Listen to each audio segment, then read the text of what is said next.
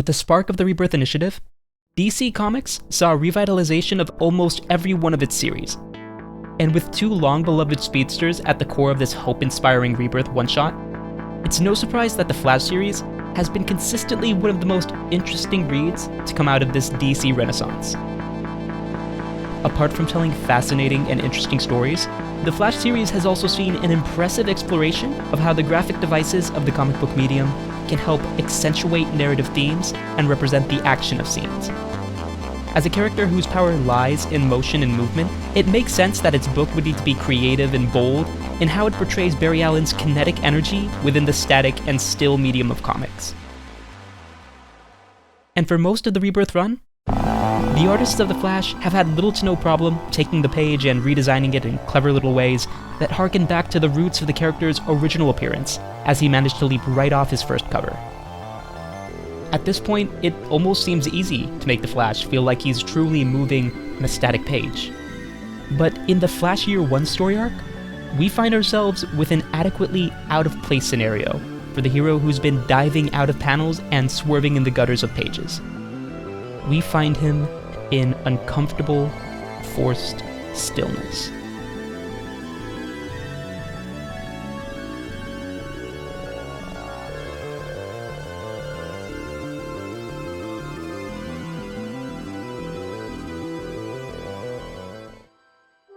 For context, Flash Year 1 is a flashback story arc that has the reader go back and watch the young and budding Barry Allen learn to handle and control his speedster powers.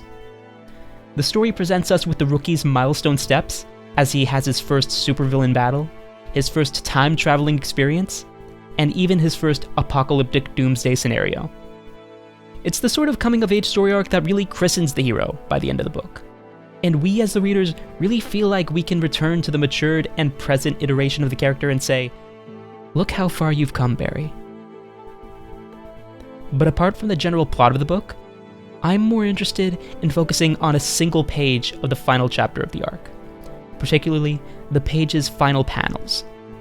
For context, in this scene, the Flash finds himself taking the brunt of a blast from his rookie and future nemesis, the Turtle.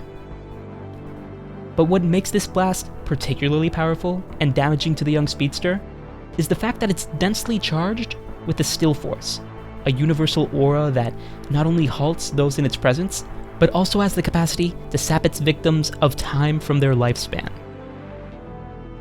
Seeing as how this entire story arc seeks to reestablish and flesh out the budding years of Barry Allen as a speedster who's just gained his powers, it makes sense to have his first formidable struggle as a hero, with a villain whose abilities and backstory serve as an almost complete antithesis to our protagonist.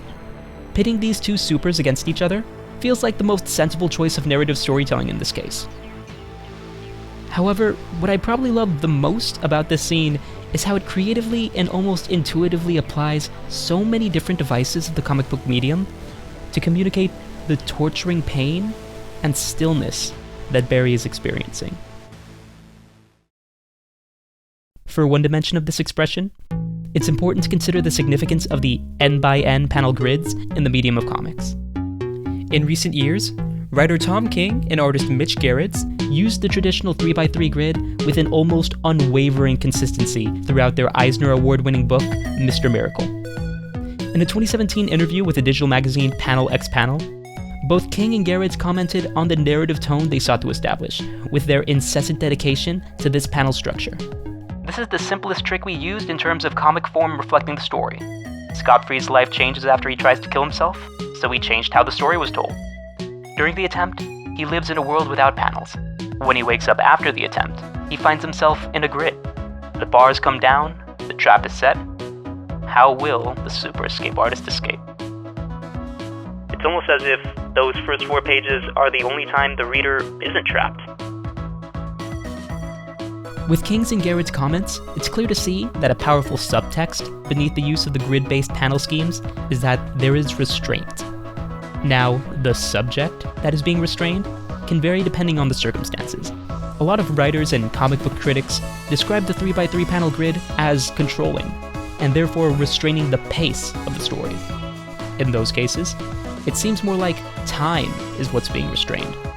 However, as implied from Tom King's comments with Panel X Panel, The 9-panel grid can also be used to restrain characters instead. And as Mitch Gerrits goes on to say, it can even be used to give the reader a sense that they're being restrained. Now going back to Flash number 75, what I love most about this transition between scenes is that all 3 of these restraints are taking place. Right off the bat, we can clearly see that the character Barry Allen is being trapped by this panel layout, as he even admits in the previous scene. And while some may argue that it's not the panel layout per se, but rather the in-story still force that's restraining him, the fact that this blast and panel design take place simultaneously really drives home the idea that the still force is restraining the Flash by altering the panel layout. And so this begs the question, what is the significance of the panel as a storytelling device? Traditionally, when elements of the plot manage to alter the panel layout of a scene, that's typically regarded as a telltale sign that the powers of work in the scene are on a tremendous reality warping level. Part of the reason for this is because of the paradox of the panel in comics. Now, I refer to panels in comics as paradoxes because of how they're meant to represent time and how we as the readers interpret time through them. In traditional art, an image is usually meant to capture a specific and single moment of time. Famous paintings of scenes, people, or objects are typically meant to depict a single moment in time such that what was once fleeting is now eternally captured and preserved. Take this scene, for example, where the Turtle of the Future has Flash in his choking grip. This single frame implicates that this is but a fraction of a second of what's playing out in the story's narrative time. Looking like we've caught him in the middle of an awkward wiggle in an attempt to wrestle himself from the turtle's grip implies that this is in fact a single moment we're seeing. However, the paradox part comes in when we as the reader take into account the existence of captions and word bubbles. Once text is introduced to a scene, it is inextricably linked to the dynamic passage of time. This is because time in the story isn't necessarily being imposed or enforced by the writer or artist of the scene, but rather by the reader, who decides the pace and duration of each caption that exists. When text is represented in nebulous blocks of captions, it's implied that what we're reading is the internal monologue of the character in the quote-unquote real time of the scene. A static scene, might I remind you. And when we see speech bubbles appear, we know for a fact that there must at least be some time passing in the scene. Otherwise, the characters would have no realistic way of being able to communicate with each other. Let's take another look at that scene with the turtle holding the Flash. Clearly, we understand that time must be passing in the scene in order for him to monologue villainously. But if we only take in the panel visually, time clearly stands still, awkward Barry wiggle and all. For a more familiar example that parallels the paradox of the panel, take for example the very activity of counting. When we count aloud numbers like 1, 2, 3, 4, and so on, we're engaging in the same sort of paradox that we find in these panels. We treat the transition between each number like it's the smallest jump between numbers we could possibly do. After all, when I go from 3 to 4, most people wouldn't say I'm skipping any numbers. But in reality, I am skipping numbers when I do that.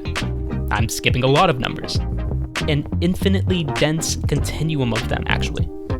And that's just going from 3 to 4. For example, I'm skipping 3.5, 3 1/3, 3 2/3, 3.9, 3.05, 3.72. Heck, when I'm going from 3 to 4, I'm skipping pi, and I don't know anybody who's ever told me that they're okay with skipping out on pi when they have the chance. Now, obviously the reason we don't see counting as much of a paradox is because of our desire to be practical with counting. But the nature of this practicality is what I'm trying to drive home here. We are taking a continuous spectrum, and we're compartmentalizing it into discrete chunks. We're making units. Panels and text are doing the exact same thing, but with narrative time. They're taking what is a continuous scene, where the seconds are back to back and playing inseparably apart from each other, and we're bundling it all into a single, ambiguous unit of time. We don't split up this panel here into 38 different smaller panels, where Turtle is pronouncing each syllable he's saying, because that just feels wrong. We treat the scene as indivisible. So, When a panel comes around that is being divided into smaller panels with literally no passage of time in between them, then this sort of scene should make us feel uncomfortable. By splitting it into 16 pieces, when we as the reader understand that it should be whole, it takes an already static scene and somehow makes it feel even more still by rupturing the narrative rhythm of the page. Through this structure of these physical units of time, we can clearly see that what the turtle has done is restrain the very fabric of time itself.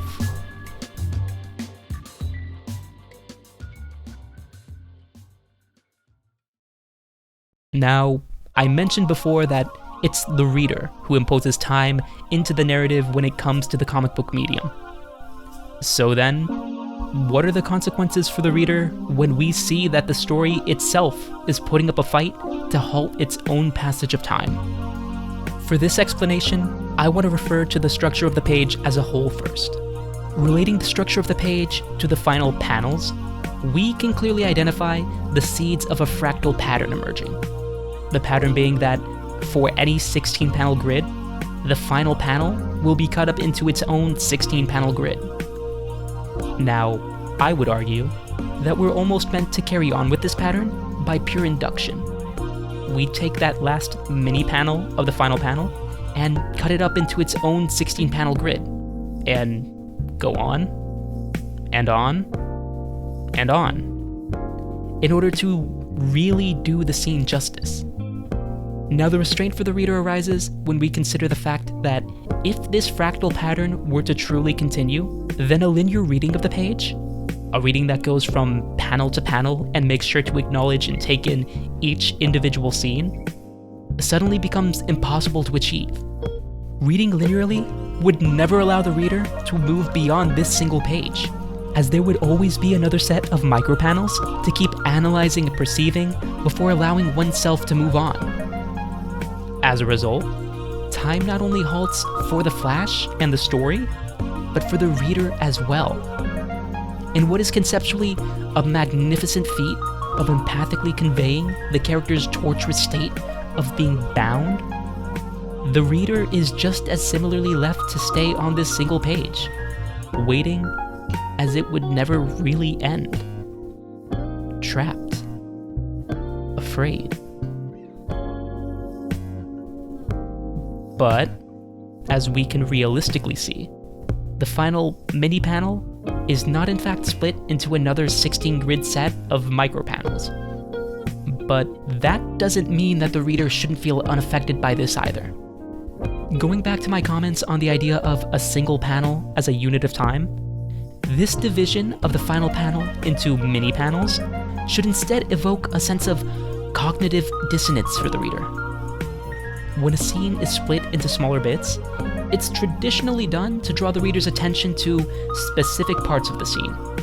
Like with this page from Kelly Thompson and Leonardo Romero's Hawkeye, where we follow the point of view of a detective who must focus her attention on specific details in order to understand her situation to the best of her abilities.